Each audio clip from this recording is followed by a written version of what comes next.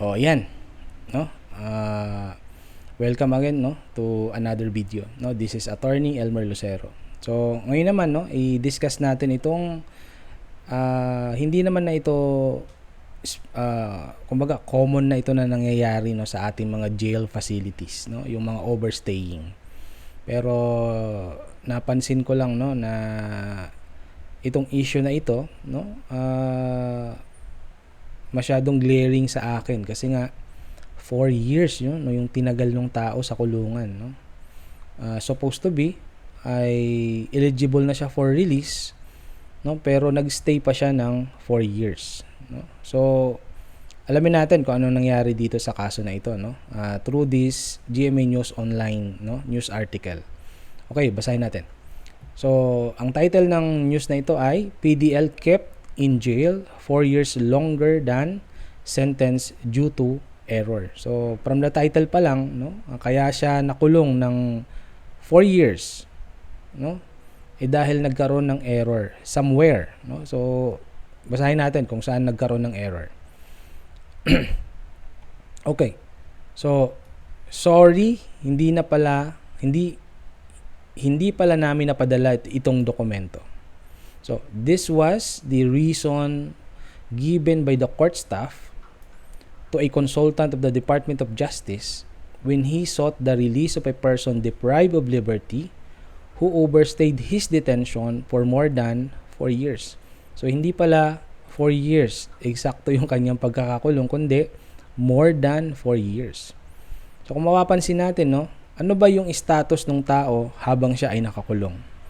No, so na-serve niya na yung kanyang sentence pero nakulong pa siya ng 4 years. So valid ba yung pagkakakulong niya? So hindi na, no? Illegal na yung kanyang pamamalaki doon sa kulungan ng 4 years. So illegal na yon. So kung attentive lang sana yung lawyer, no, or at least man lang, no, mayroong coordination ang jail management, no, sa court plus yung kanyang lawyer, no, may iwasan naman sana yung mga ganitong klaseng problema, no, or issue. So kung magkaroon lang sana ng coordination ang jail management, no, yung court and the lawyer, no, yung handling lawyer ng tao, no. Kung pau man yun, di si pau, no. Kung nagkaroon lang ng coordination na I think, no, mababawasan yung mga ganitong issue. So in a Facebook post, international criminal justice expert and Southern Illinois University professor Raymond Narag said the PDL was detained for 7 years when he was only supposed to serve 3 years in a Cavite jail. So bakit 3 years lang yung kanyang imprisonment? Because according to Narag said that the PDL was arrested in 2017 during the height of the Duterte administration's drug war and charged with 3 counts of using drugs. So he pleaded guilty. So the prisoner pleaded guilty and bargained for a lower penalty in 2020 and was sentenced to 1 year each for each count, 1 year each for each count, giving him 3 years in prison. No? So basically, he was arrested, no, in 2017. So na-arrest na siya noong 2017. So nagsimula na yung kanyang detention noong 2017 pa. Pero lumabas noong 2020, no, nakipag-bargain siya, he pleaded guilty. Okay, so mayroon kasi tayong process, no, in the rules on criminal procedure na that a person, no, accused of a criminal offense, no, has the right to plead guilty, no, to plead guilty to a lesser offense, no. So with the consent of the prosecutor, no, pwede siyang kaya nga ang tawag natin, no, plea bargaining, no. Kaya nga ang tawag diyan, no, sa practice ay plea bargaining, because the accused and the prosecutor, no, came into an agreement, no, kung na he will plead guilty to a lesser offense for a lower penalty, no, yung accused will plead guilty to a lesser offense for a lower penalty, no, so with the consent or approval of the prosecutor. So nagkaroon nga ng plea bargaining, no, in 2020. So nagkaroon na ng plea bargaining in 2020. Supposed to be in 2020, no, na-serve niya na yung kanyang sentence. No, kasi nga nag-start siya na nag-start yung kanyang detention ng 2017. And then nag-enter siya into a plea bargaining on 2020. So basically nakulong na siya ng 3 years. 'Di ba? So nakulong na siya ng 3 years. So upon the natapos yung yung plea bargaining in 2020. So the court supposed to be will have to order a release of that person kasi na-serve niya na yung kanyang imprisonment, which is 3 years. Pero if you can see from the upper part of this news report, mayroong nagkamali, hindi inaipadala yung dokumento, ito yung release papers ng tao. Okay, so to continue, the COVID lockdown was proclaimed. However, and this court decision, an order of release never came. Okay, so he waited and waited. No one heard him. No visitor, no lawyer, no judge checked on him for 4 long years. Okay? So basically nagkaroon ng miscommunication dito. No? Dapat hindi, kumbaga, maraming court actors, maraming actors kung saan supposed to be may iwasan yung mga ganitong kaso, or issue, kung mayroon lang coordination yung judge or yung court, yung jail management, and yung lawyer ng tao. Okay? So Narag said he was able to interview the PDL while conducting training on jail management. Okay? He said he pleaded guilty. He pleaded with the jail officer to release the PDL, but they said they could not, as they need to verify with the courts if his claim of release was true.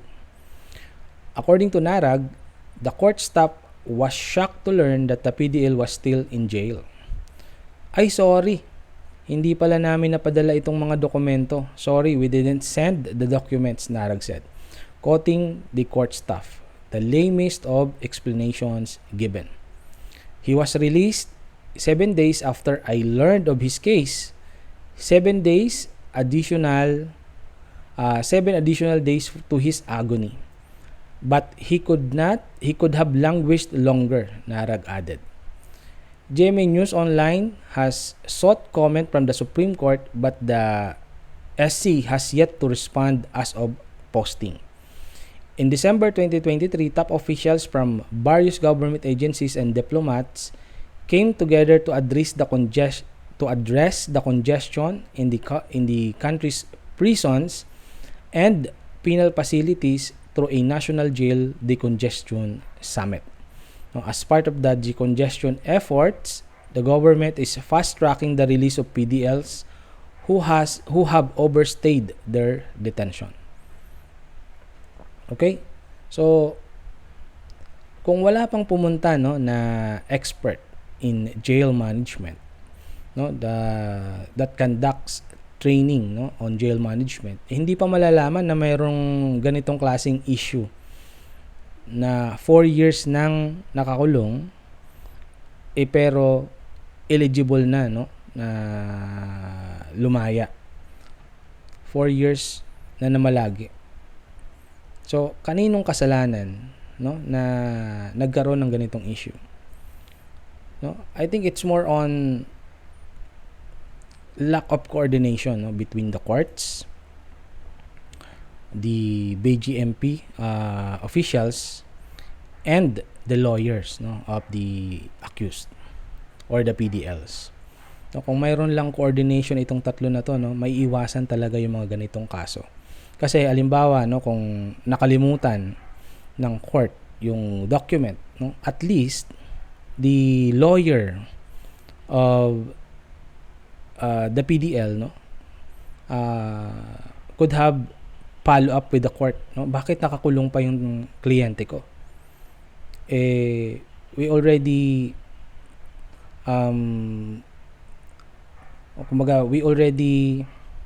my client, no, kung ako yung lawyer nung PDL, no, my client already pleaded guilty, no, and bargained for a lower penalty in 2020, and the sentence, the court order or the sentence should have been released to him, no, in the same year, 2020. So eligible na siya for release on 2020, no? So the lawyer of the PDL could have follow up with the court kung bakit hindi pa nare-release, no, yung, or hindi pa na hindi pa na-release yung order o yung order of release, or hindi pa na ibibigay yung order of release. Also, no, the jail management could have follow up also with the court, no.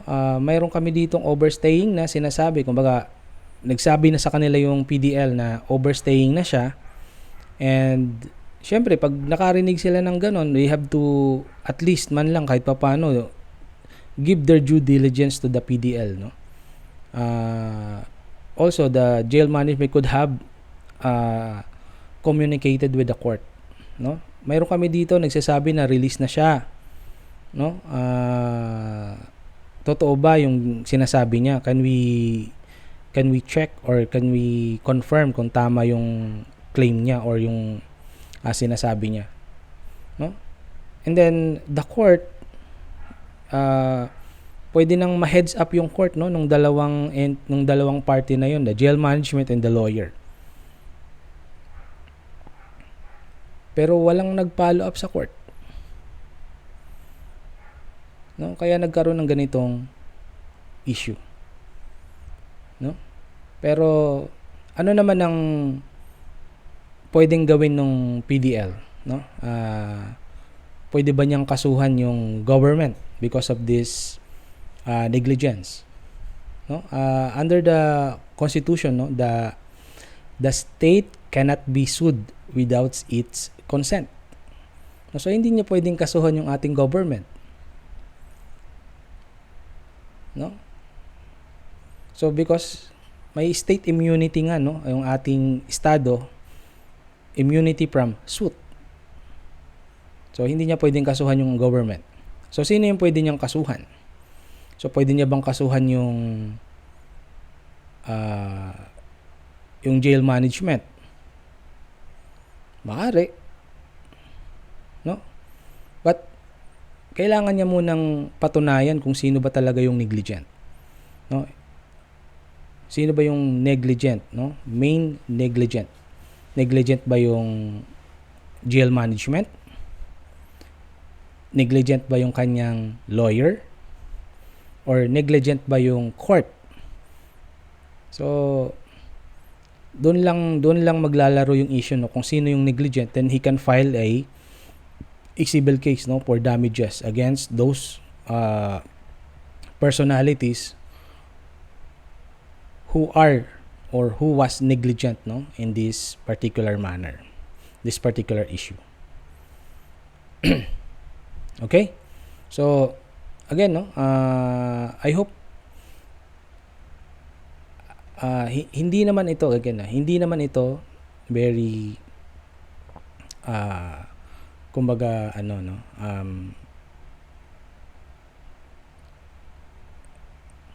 tawag dito, hindi naman ito, kumbaga, hindi ko masabi na regular itong nangyayari sa ating mga kulungan, no?